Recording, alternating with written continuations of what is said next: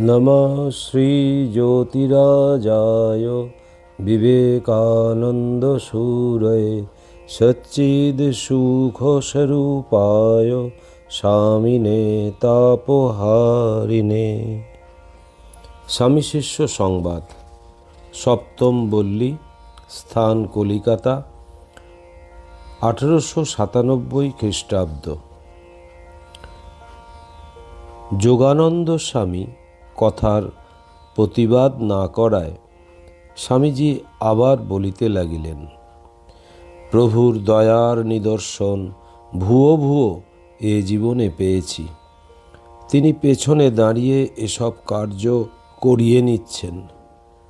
যখন ক্ষুধায় কাতর হয়ে গাছতলায় পড়ে থাকতুম, যখন কৌপিন আডমার বস্ত্র ছিল না, যখন কপর্দক শূন্য হয়ে পৃথিবী ভ্রমণে কৃতসংকল্প, তখনও ঠাকুরের দয়ায় সর্ববিষয়ে সহায়তা পেয়েছি।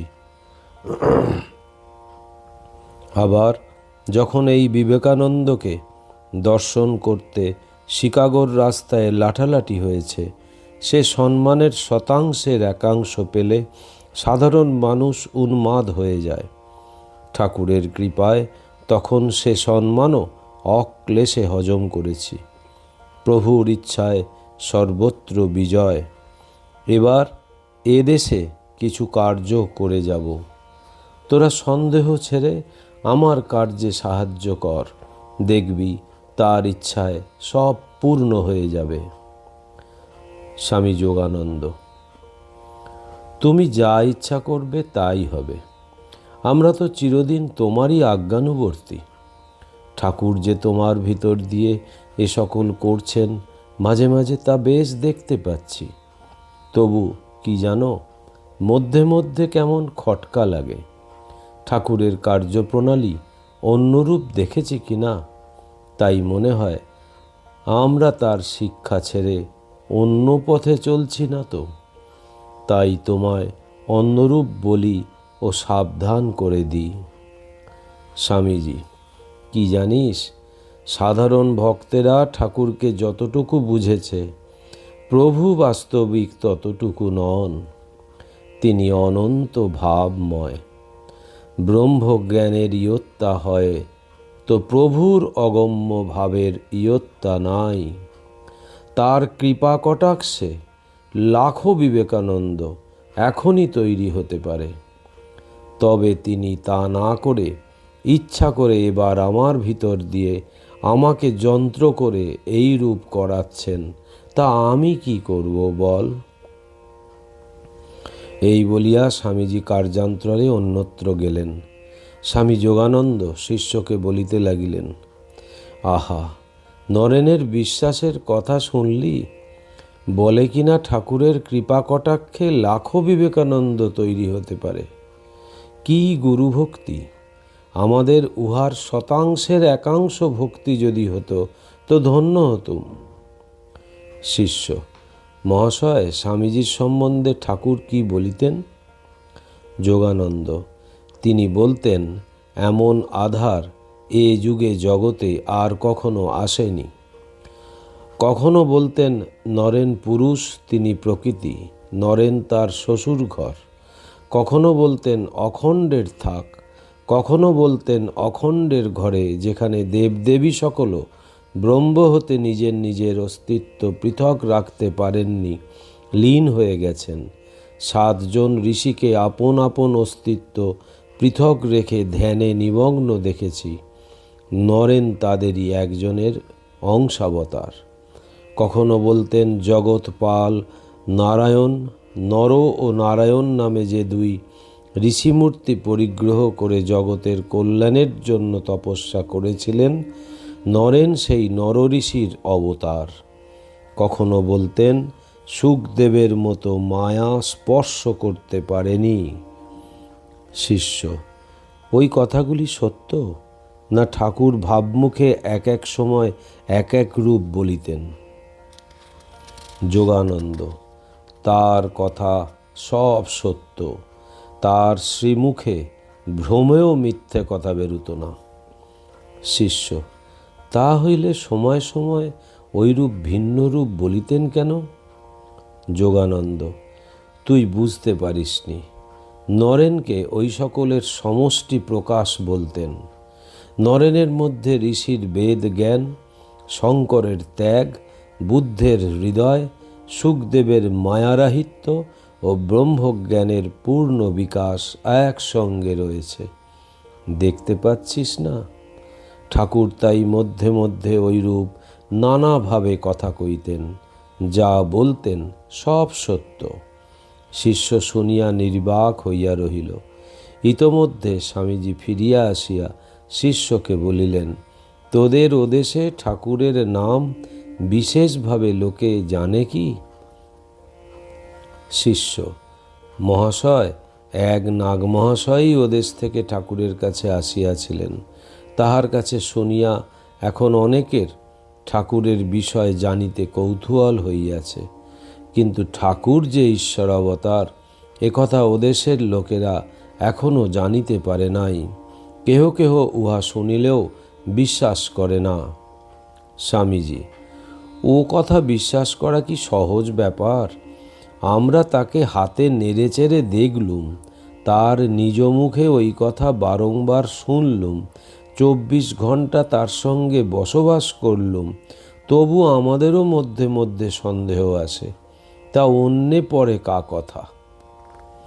শিষ্য: মহাশয়, ঠাকুর যে পূর্ণব্রহ্ম ভগবান একথা তিনি আপনাকে নিজ মুখে কখনো বলিয়াছিলেন কি? স্বামীজি: কতবার বলেছেন, আমাদের সবাইকে বলেছেন। তিনি যখন কাশীপুরের বাগানে যখন শরীর যায় যায় তখন আমি তার বিছানার পাশে একদিন মনে মনে ভাবছি, এই সময় যদি বলতে পারো আমি ভগবান, তবে বিশ্বাস করব তুমি সত্য সত্যই ভগবান। তখন শরীর যাবার 2 দিন মাত্র বাকি। ঠাকুর তখন হঠাৎ আমার দিকে চেয়ে বললেন, যে রাম, যে কৃষ্ণ, সেই ইদানিং এ শরীরে রামকৃষ্ণ। তোর বেদান্তের দিক দিয়ে নয়। আমি শুনে অবাক হয়ে রইলুম। প্রভুর শ্রীমুখে বারবার শুনেও আমাদেরই এখনো পূর্ণ বিশ্বাস হলো না। সন্দেহ, নিরাশায় মন মধ্যে মধ্যে আন্দোলিত হয়। তো অপরের কথা আর কি বলবো? আমাদেরই মতো দেহবান এক ব্যক্তিকে ঈশ্বর বলে নির্দেশ করা ও বিশ্বাস করা বড়ই কঠিন ব্যাপার। সিদ্ধ, ব্রহ্মজ্ঞ এসব বলে ভাবা চলে। তা যাই কেন তাকে বলো না, ভাবো না।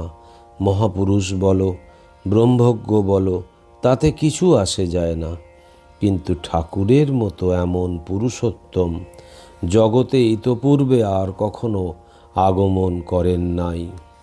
সংসারে ঘোর অন্ধকারে এখন এই মহাপুরুষই জ্যোতিস্তম্ভস্বরূপ।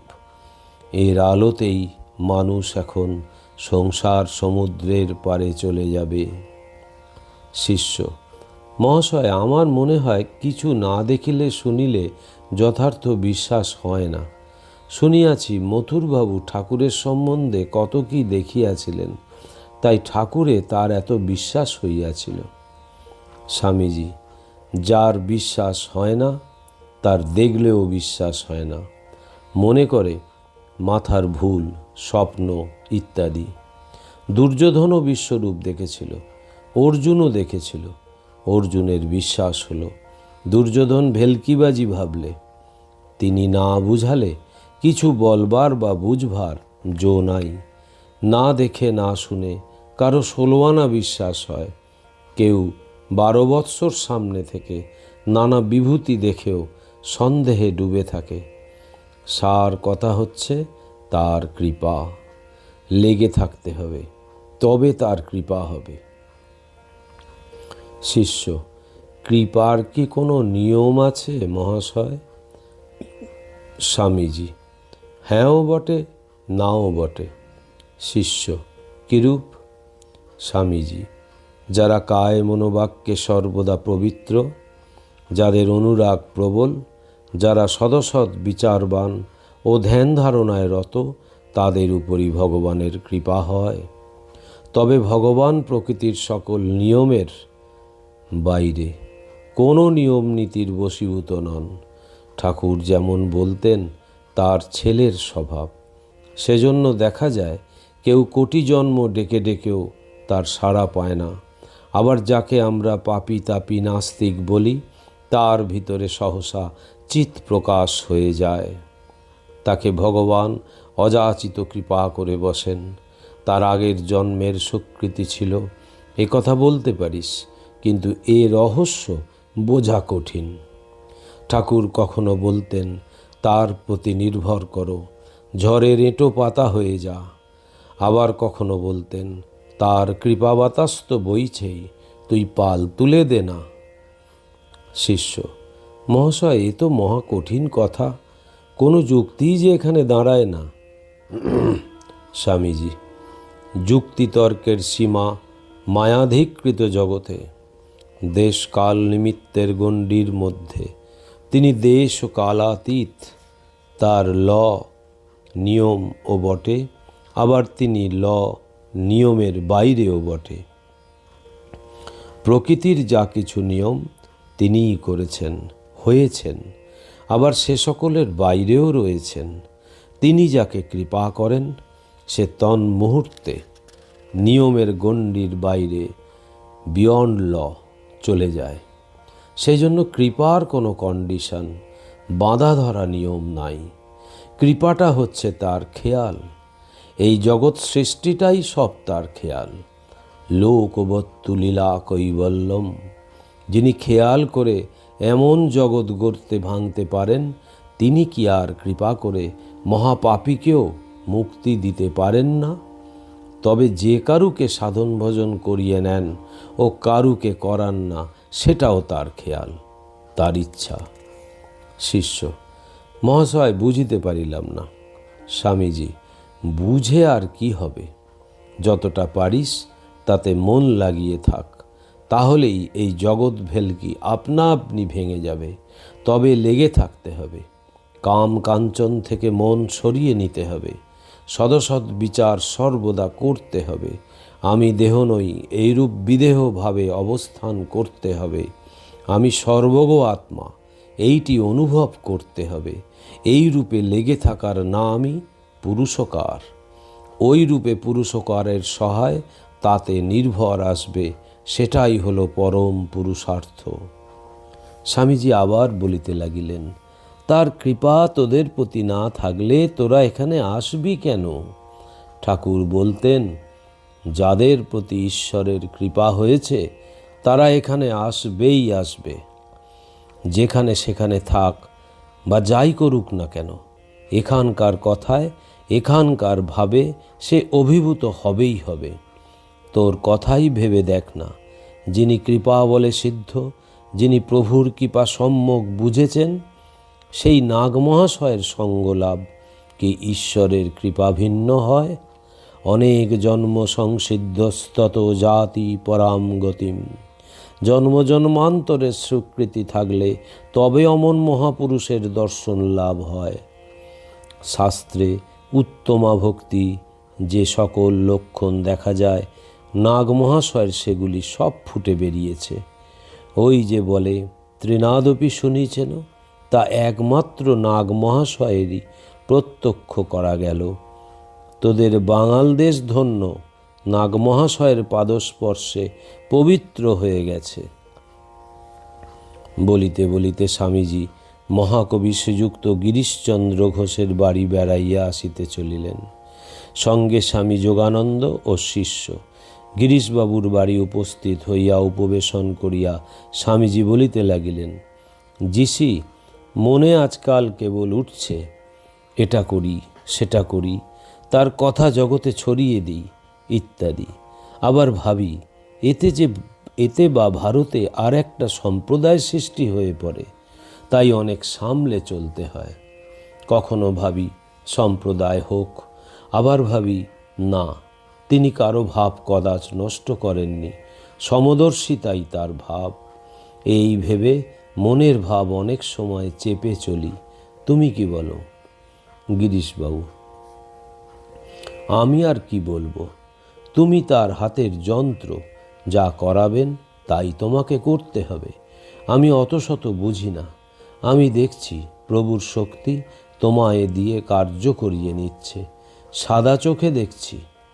স্বামীজি: আমি দেখছি আমরা নিজের খেয়ালে কার্য করে যাচ্ছি, তবে বিপদে আপদে অভাবে দারিদ্র্যে তিনি দেখা দিয়ে ঠিক পথে চালান, গাইড করেন, ওইটি দেখতে পেয়েছি। কিন্তু প্রভুর শক্তির কিছুমাত্র ইয়ত্তা করে উঠতে পারলুম না। গিরিশবাবু: তিনি বলেছিলেন, সব বুঝলে এখনই সব ফাঁকা হয়ে পড়বে, কে করবে, কারেই বা করাবে। এইরূপ কথাবার্তার পর আমেরিকার প্রসঙ্গ হইতে লাগিল। গিরিশবাবু ইচ্ছা করিয়াই যেন স্বামীজির মন প্রসঙ্গান্তরে ফিরাইয়া দিলেন। ওইরূপ করিবার কারণ জিজ্ঞাসা করায় গিরিশবাবু অন্য সময় আমাদিগকে বলিয়াছিলেন, ঠাকুরের শ্রীমুখে শুনেছি।